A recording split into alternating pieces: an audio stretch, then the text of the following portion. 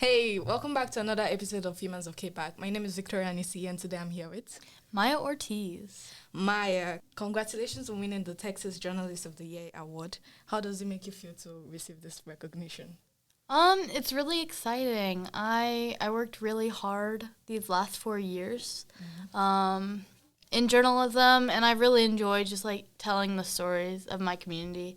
And so to create a portfolio of the work I've done these last 4 years, and then to be first runner-up in the state of Texas, it was really exciting. What inspired you to pursue journalism, and what do you believe sets your work apart from others? I think my parents for sure. My dad is a journalist, and right now he owns his own media company, Arskina, and then my mom's my journalism advisor. And I really don't think I would have gotten into it if she wasn't my advisor. I was very shy in middle school, elementary school, and so journalism definitely wasn't a task I would take on alone. So she definitely got me into it. And then my sister was the editor-in-chief when I joined staff. And so having her as kind of an influence inspired me to take more of a leadership role and get more involved, more invested, because I wanted to do what she did. And then I think in terms of setting my work apart, I really just dedicate time to everything. So like I'll spend hours outside of school taking photos at events. I get to know the subjects I cover. When I write stories, I typically photograph my subjects. I know how to ask follow-up questions, and then just being curious and always interested, I think, was one of the big things. Is there a specific article or story that you particularly are proud of? And if so, why does it stand out to you? There's so many. I think my favorites have to be my longer features. This year, I wrote about Coach Coover, and that was really fun. It was just really good because I had him as a teacher. He made such an impact on me, and I know the impact he has on his students and those around him. And so to be able to tell his story was really important to me.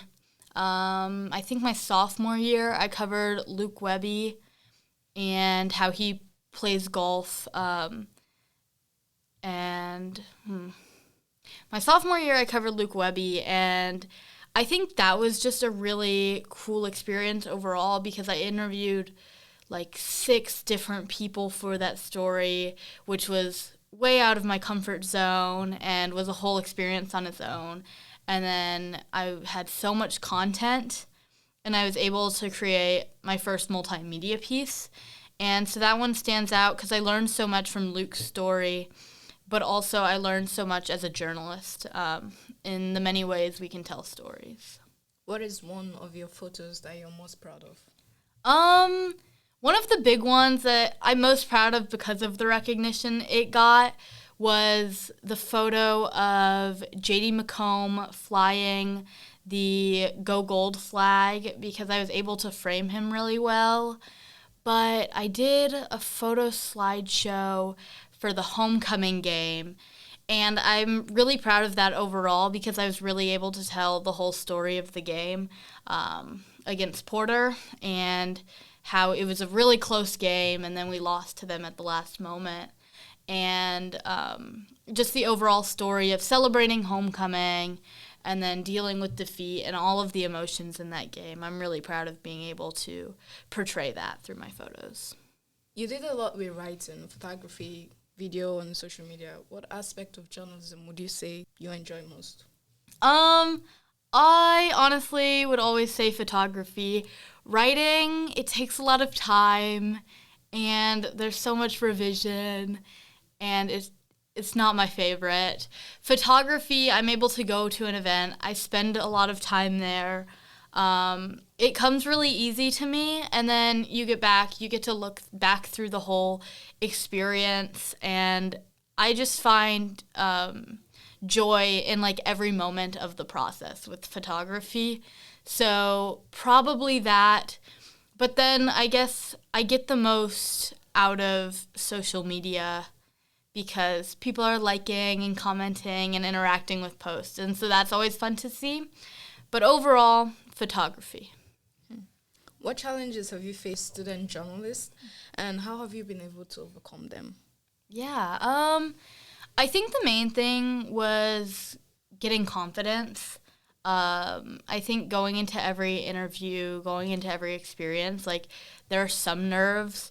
I really had very little confidence public speaking wise when I came into high school, and journalism has helped me improve on that. But it's also constantly throwing me into new challenges of communicating with different people. And so I think that would be the main one. And even now, like I'll still get nerves going into things, especially if I feel unprepared. And then you just got to remember that it'll all work out as it typically does. But also living in Texas, trying to publish a print newspaper, keeping that alive, getting everyone together to work for a common cause. It's a lot of work, and we have a lot of fun doing it. But in Texas, there's also kind of that threat of like the legal aspect. And so I think we've been able to navigate that pretty well and easily. But I'm very proud of what I've tried to do to call attention to student press freedom and censorship. What valuable lessons have you learned as a student journalist that you hope to carry with you as you continue to grow and develop in your career? Yeah, student journalism has taught me so many things, communication, collaboration. We are genuinely a team on this staff, and so that's so much fun. And to be able to see everyone grow and improve over the last 4 years has been really exciting. So definitely collaboration and communication. But we also learn a lot of professionalism, being on the sidelines with professionals, creating a professional product. It teaches you a lot of skills that I will use for the rest of my life. But I think one of the most important things journalism teaches you is how to take feedback. You are constantly reworking pieces, working with other people on improving your work, but also helping others improve. And so being able to take feedback is a really big part of that. And then what else have I learned from student journalism? I had something, but I can't remember. I've learned a lot. It's really been a learning experience. And then I learn in every piece I create. Covering Vancouver, a big thing was like in that piece was knowing when to reach out for help and understanding that it's okay to like reach out to people and lean on people, but also like that staying relentless aspect and keep pushing yourself when you know you can. And so like each one of my pieces I've learned something from. And so not only have I learned from the whole process as a whole as a student journalist, but each of the people I interact with through journalism has taught me something different. What have you had to balance during high school along with journalism? So much. My freshman year, I was a varsity softball player. One of the stories I love to tell is after pitching a varsity softball game, I left the field and the soccer game was still going on. The girls' soccer game was just about to finish on the other field, and I grabbed a camera and I photographed the last few minutes of the game. And in that, Emma Yeager scored her season. It was like the season scoring record, and I was able to capture the moment she broke that record.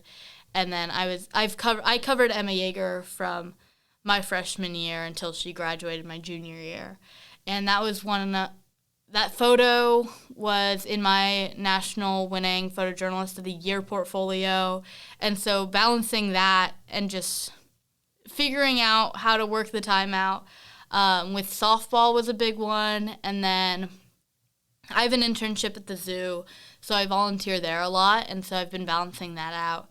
And then I'm very involved in the school overall with NHS, other honor societies.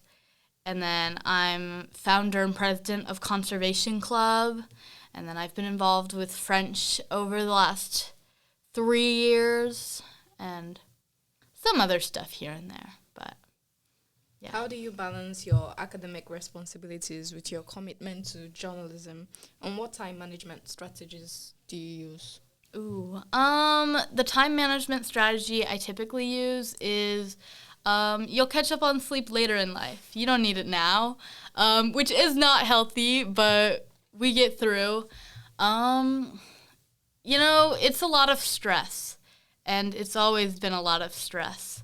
As we get to the last 9 weeks, I'm hoping it chills out. But I also work, and so figuring out what I can commit to, and but working around the clock has always been a big one. And then I make sure to not schedule things on the same night. So if I'm shooting an event, I know I don't have a huge test I need to study for or complete work for. I know I'm not working if I'm shooting an event. And so kind of navigating that and just making sure that every night is busy, but every night is a different type of busy, and not piling everything on one night, because that's just not feasible. What role has your school, teachers, mentors, and friends played in supporting your growth as a journalist? They've been there since the beginning. I was talking to my mom the other day about 5 influential people who had helped me before high school, and from babysitters to elementary school teachers and my pitching coach, everyone pre-high school that I really gravitated towards had been huge in helping me grow my communication skills and pushing me to communicate more. My 4th grade teacher, who I love so much, and she's the best, she used to hold up my chin so I would look her in the eye to better my eye contact. And my pitching coach, I don't pitch for her anymore, but every once in a while we'll get lunch. And I would always just respond to her advice or what she had to tell me about my pitches with okay. And that was the only word she could get out of me. And now we'll have conversations and everything. So just growth on the whole communication journey set me up to be successful in journalism. And then now I have teachers who have just helped foster my passion. And Coach White, I have photographed. Girls soccer has been my primary coverage. I've basically been the beat reporter for the girls soccer team since my freshman year. And Coach White has always been amazing, not only as a resource for interviews, but also as a mentor over these last few years. And then my family, biggest supporters ever, love them so much. And now my younger sister's in the program, and I'm so excited to read the things she creates and see her grow in the next 4 years. But family is always number one, so they've always been big. And then my friends are great. I've indoctrinated most of them to join journalism, so that's been a lot of fun. And so they've been good to feed off of, and they're always supportive too. So everybody's helped out and been super supportive these last few years. How has journalism shaped your impact on the world, and what impact do you hope to make? Mm-hmm. I think the main thing with the KP Times and journalism as a whole is our goal is to tell the stories of our community. And I hope I've done that. I really do try to give a voice to the people that we kind of ignore or we think we know, but there's always more to the story. And so I've tried to do that the last 4 years, and I hope to continue doing that. I think everybody has a story. I think that's one of the first things you learn in journalism is that everybody has a story. And as many stories as I can tell, whether through photos, videos, is another story out there for someone to learn something from. We don't always see the impact of our stories, but I know it's out there, and if it hasn't happened already, it's a resource available for someone to find and learn something from.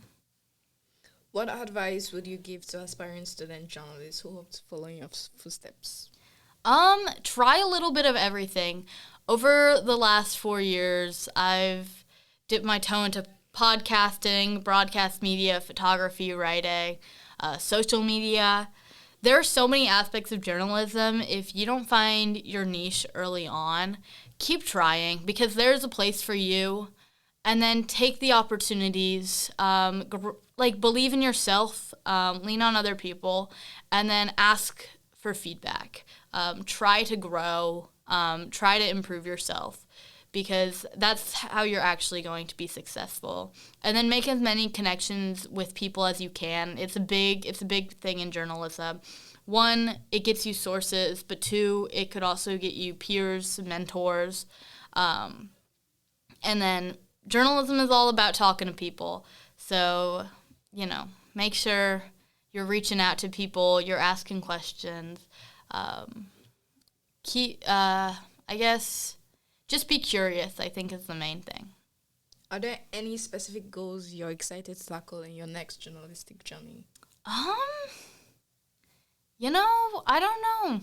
I don't think I have any specific goals at this point. I think I just want to make it a good end of the year. I can't wait to see where KP Times goes in the next few years. But I still don't know where I'm going to end up. And so with that, I don't know exactly where I want to go with journalism. Is there anything else you would like to add? I don't think so. I think that's all. Thank you so much. Congratulations again on your award. Thank you. It's really been an honor having to interview you and talk to you. So thank you so much. And guys, thank you so much for being great listeners. Thank you so much for being a wonderful audience. Stay tuned on more banger episodes of Humans of KPARK. Yeah. Have a nice day. Bye. Thank you.